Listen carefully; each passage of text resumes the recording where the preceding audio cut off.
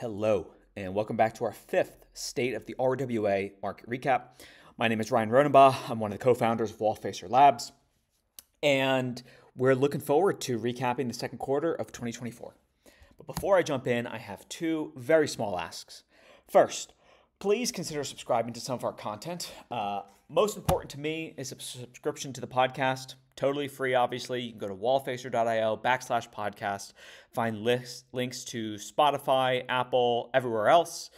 Our most recent episode was with Evgeny of Zerion, talking about the new Layer 2 network that they're launching and the business of Zerion. Also, please consider subscribing to our YouTube so that you can be notified when these RWA videos drop in the future. And of course, you can always follow along on Twitter at Wallfacer Labs. Our second ask is that if you're going to be in ETHCC, and I guess if you're watching this before the second week of July, myself and two of my co-founders, Tyler and Justina, will be at ETHCC in Brussels. We'll be there from Sunday to Friday, and specifically you can catch Tyler at the Stable Summit and me at the RWA Summit on the Monday.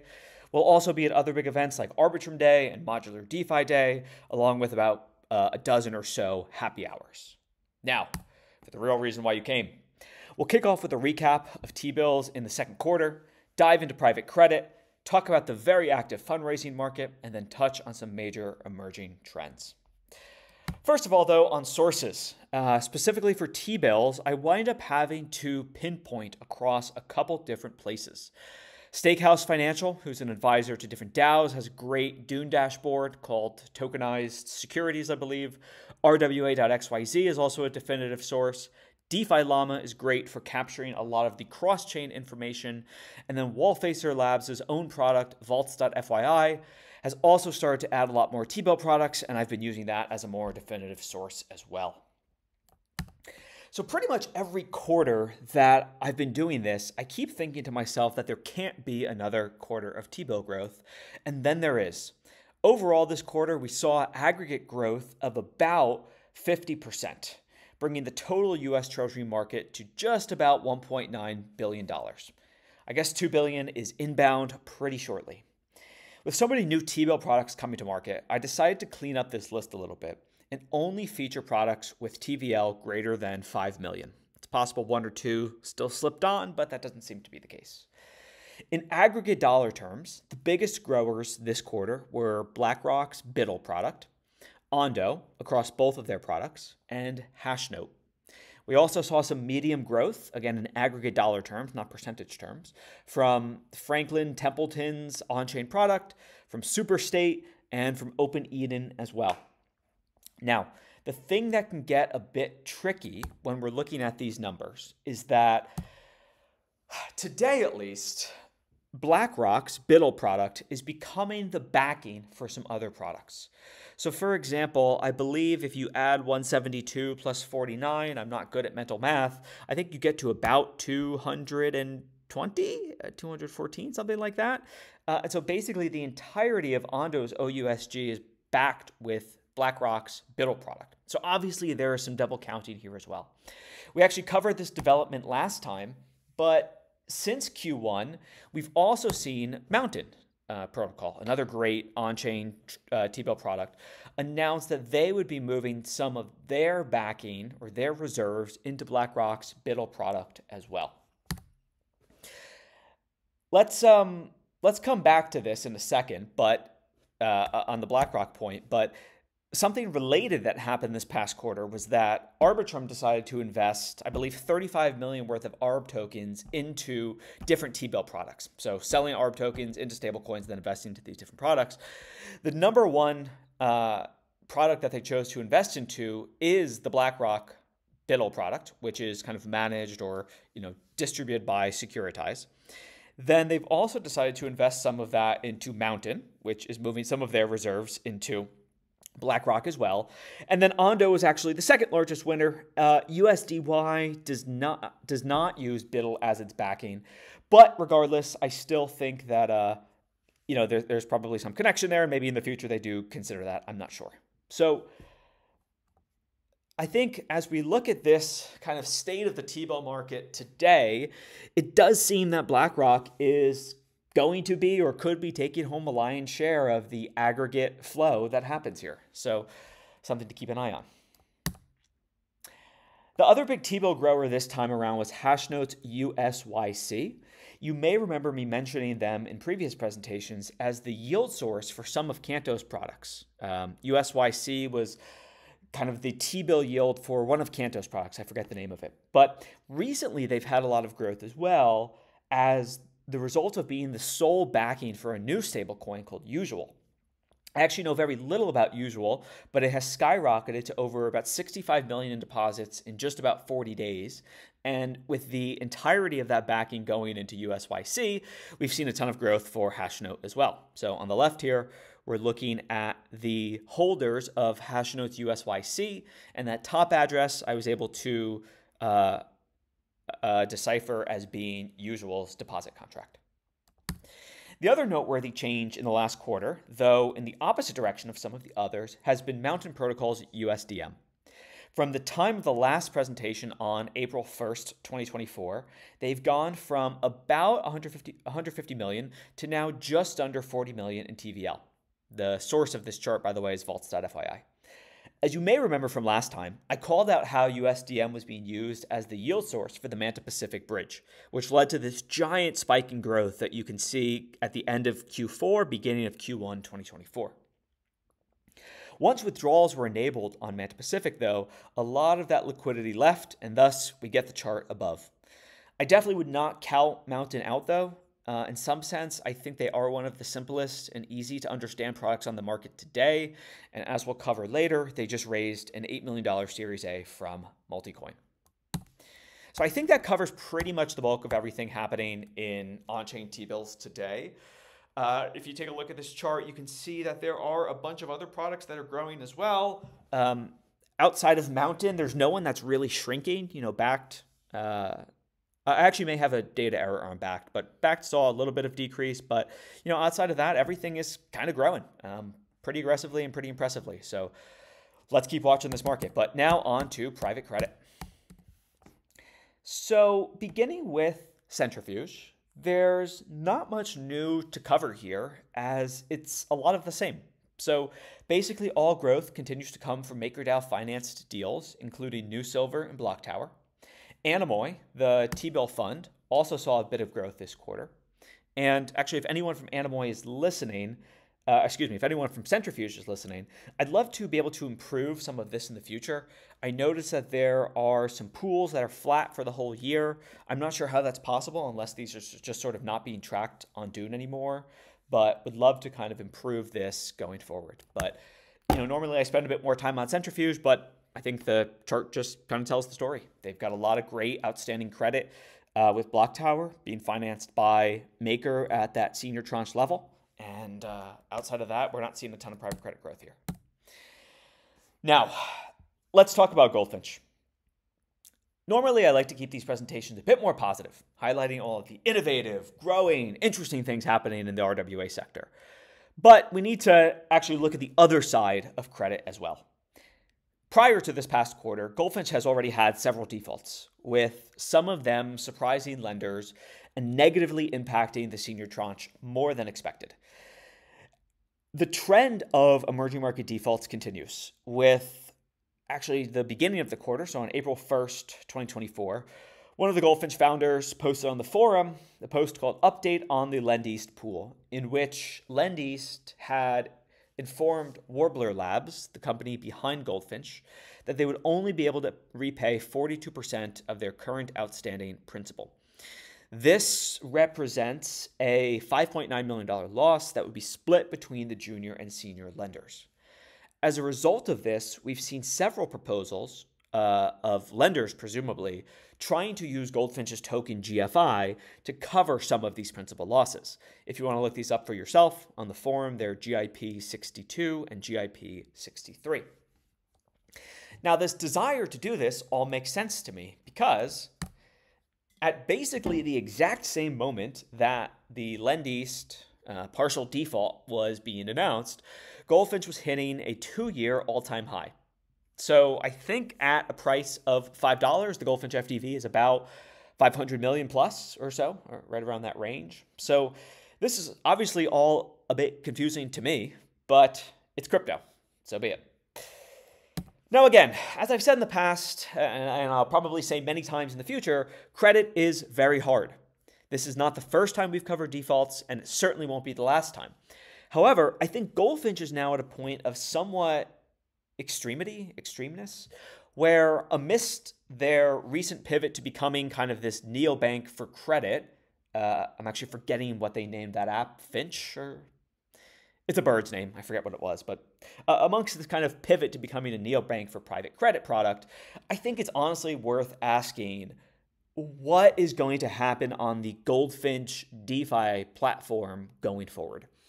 Don't mean to be too harsh about that, but it is a situation where in crypto, we don't really see a lot of wind downs. But in this case, it kind of seems like as the existing loan book is being managed down, I don't particularly see how or why they're going to be launching new pools in the future. Now, for some of the details emerging, so on the left here is a screenshot from the Lobster DAO Telegram chat. But from some of the details emerging, it does seem as if Lendeast may have lied to the Warbler team. I don't want to throw around the FR word, if you know what I mean. And in this case, it is more difficult for Warbler to have done their job. But at the same time, I think it's a pretty good validation of the fact that the underwriters or the people making the decisions about credit should be entirely separate and independent of the team that is actually building the platform and building the smart contracts in-house. These are credit and technology are really just such different skill sets that it doesn't really make sense that the tech team is going to have any sort of meaningful oversight or insight into the credit market long-term. On this, you can take a look at the right here. So as I mentioned, there have been proposals to compensate lenders by selling some GFI or just paying out GFI directly. Those votes have overwhelmingly been voted against. Now, one interesting fact about Goldfinch that doesn't really hold true for any of the other protocols is that they have a semi-liquid curve pool for their senior tranche token, FIDU. It doesn't get much volume, but funny enough, it had a lot of activity on April 15th, about 2 weeks after the Lendeast issues were disclosed. And the biggest swapper, at least from Arkham Intelligence tags, appeared to have been the Alameda bankruptcy estate. So you can see that the price of FIDU had sort of been trending down for a while. I mean, I think it's supposed to trend at $1. It traded down pretty consistently to about 80 cents after some of those first round of defaults, and then spiked, I think, as low as like 35 cents on April 15th. I think the average trades on that day were probably around 65, but got as low as like 38, 35 or something like that. And it's now kind of corrected. I think it's actually might be a little bit higher than the screenshot shows, but probably trading now at like 62, 65 or something like that. If you want to dig into this yourself, I put the source in the bottom right there from my colleague Tyler. Overall, though, at Goldfinch, things seem to be moving in a direction to maximize recovery for the lenders. GIP65 proposed bringing in a new advisor to communicate with the borrowers and maximize recovery. This is a quote-unquote, gray-haired guy. I don't think he actually has gray hair, but what I mean to say is experienced individual who has experience in traditional finance, credit, distressed debt, and other kind of special situations. So I'm wishing the best for the Goldfinch lenders in terms of maximizing the recovery of their dollars. Also, as recently as the end of June, a post for GIP67 was made in an attempt to try and cover some of the lender losses using the GFI token. This is obviously the third attempt following GIP62 and 63. This one also seems to have some mixed opinions, but this one seems to have, GIP67 seems to have support from the founders of Warbler Labs, which is important in situations like this. The broad pushback against something like GIP67 and even 62 and 63 is that GFI token holders never signed up to bear the losses of these lending pools. The more free market thinking here would be that junior lenders knew the risk that they were signing up for, and they were compensated for that with a higher yield. But the people who purchased GFI on the open market did not sign up essentially to be the most junior equity to back these lender losses. It's a very interesting situation. We'll see how the whole thing plays out. Oh, I actually forgot that I left this slide in, but yes, even today, Goldfinch trades at an FTV of over $250 million and a market cap of almost 200 million. God, I love this industry. All right, sorry for this messy and disgusting slide, but I wasn't feeling very creative about how to lay this one out. I think this might be the biggest quarter of RWA fundraising, both in terms of number of deals and aggregate capital in the entire time that I've been doing this presentation. So just to quickly kind of go through the big ones here. As I mentioned earlier, Mountain Protocol raised an $8 million Series A round led by Multicoin Capital. Multicoin had a great write-up on their blog, as they do for most of their fundraisings. BlackRock led a $47 million round into Securitize. As I mentioned earlier, Securitize is sort of the distribution partner for BUIDL. So in a strategic sense, this deal makes a lot of sense. Q2'24 and Bakkt also each raised $9.5 million. I believe in the case of Bakkt, this is to go after more of like bringing tokenized stocks on chain. I could be wrong about that. In the case of Q2'24, I actually sort of need to refamiliarize myself with what they are building, but maybe I'll cover them next time around. And then outside of that, we saw a big fundraise for Centrifuge as well. They raised $15 million from a swath of investors and individuals. And then lastly, I think as I also covered last time, for their earlier fundraise, M0 Network, led by Luca Prosperi of the Dirt Road Substack, and Greg DePrisco, formerly of MakerDAO, also the co-founder of Ajna, just raised a $35 million funding round from Bain. I would say as a pre-launch project, M0 has probably raised more than anything I've ever seen in RWA. And so I am very excited to see what that launch ultimately looks like. Also in the bottom left corner here, I threw in one that I came across called Chiro Finance. Actually not sure how to pronounce that, but I believe this was led by Alliance, which has had kind of a golden touch recently in some consumer applications across crypto. And so let's see what happens on the RWA side as well. Next up is one of my sections I'd like to call trends. So things that we see across multiple protocols that might lead to things to watch in the future, whether for value accrual, usage, whatever that might be. As we've talked about repeatedly, there is a trend of RWAs not being broadly accessible to wider market participants. All of these platforms tend to be very institutional focused and generally don't attract wide swaths of users looking for yields. This could be due to deposit minimums or KYC requirements, but the trend that we started covering last time with Wallfacer Labs' proposal at TrueFi, and we're now seeing this time around with Maple and Centrifuge, is these teams realizing this and trying to make the assets more interoperable throughout DeFi. I expect to see this trend continue and persist. That said, the open question in my mind, even as someone who has drafted one of these proposals, is the question around the form and adoption of these assets. Whether these are going to look like new CDP type of protocols, new siloed RWA lending markets, or new designs altogether, it's still completely undecided in my mind what the correct form factor is. And this is something that I'm excited to continue to watch and participate in. Outside of that, there continues to be excitement around RWA-focused layer 2s.